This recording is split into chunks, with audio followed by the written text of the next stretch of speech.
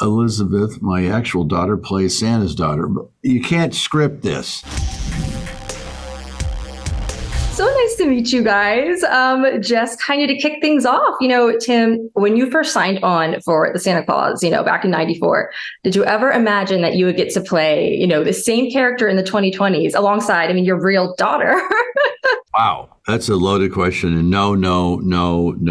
It seemed like reading the original script, it was a very, very bold comedy.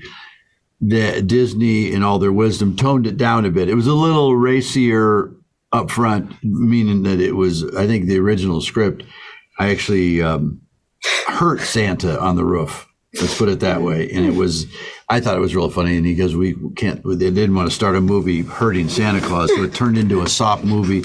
The director, John Pasquin, turned it into a very emotional, wonderful story. And it lifted it past a situation comedy about Santa into a wonderful story about Christmas and giving and forgiveness and all these themes. And no, I did not expect that. When they pushed this to do a series, it was more like chapters of a book. And I got to explain, and we have explained, why the elves, always wondered why the elves didn't get freaked out when I showed up at the North Pole in #1, and just instead of going, what happened to the other guy? They just said, get to work. We did explain that. And then I have a family at the North Pole, and they didn't. And we do explain that that's very rare. There's never been a human family. It's always been a spiritual creature of some sort, Santa Claus, like in myth and everything. And then on top of that, quite by accident, I do mean by accident, she earned it. Elizabeth, my actual daughter, plays Santa's daughter. But you can't script this.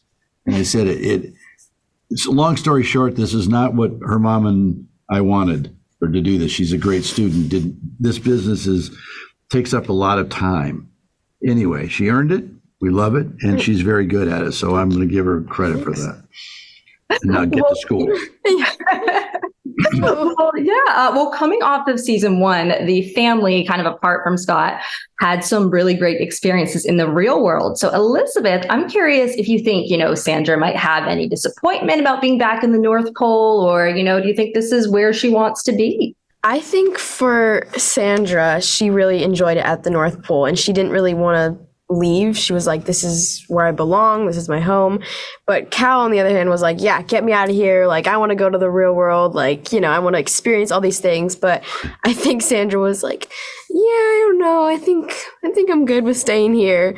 So I feel like the North Pole was kind of her happy place. Well, Scott really wants Cal to be Santa, even if he might be the best choice. It's debatable right now. Tim, do you think part of why he might be so dead set on this might be related to kind of what happened with Simon last season when he looked outside of the family? Partly that, and partly he doesn't really want to retire. And by keeping it in the family, he still gets to be there. He doesn't have to go back. Because I think our trip to Chicago last season was a wake-up call. Again, all of us, the North Pole is a lot of magic and a lot of work. It also is a lot of love and heart, and it's a position of giving. And I think he likes that, doesn't want to give that up. And I think it's a selfish thing. If I keep it in the family, I still get to hang around the North Pole, and I just get to be the matriarch, if you will. And I said, so I think it's more of a selfish thing. He just doesn't want us, because if we go, we go. We would all leave the North Pole. Well, it takes a bit for Sandra to get there, but she does end up opening up to Scott about her powers, at the end of episode 2. How is the father-daughter relationship between your characters going to continue to strengthen this season? I think it ends up becoming a really special thing because at first, Sandra's like very closed off. She's not talking to anyone except La Befana. And she's not telling either of her parents, she's very just kind of like to herself. And then finally, when she opens up, it kind of like opens up another door to like a really amazing father-daughter relationship in the series. And it's just something really special. I feel like every scene that we did together was just like very like heartfelt, and it was just like a very special thing to shoot. Well, I love the friendship between Noel and Santa. They are in a bit of a different spot this season, with Noel stepping in as head elf. So how might that kind of shift their friendship a little bit?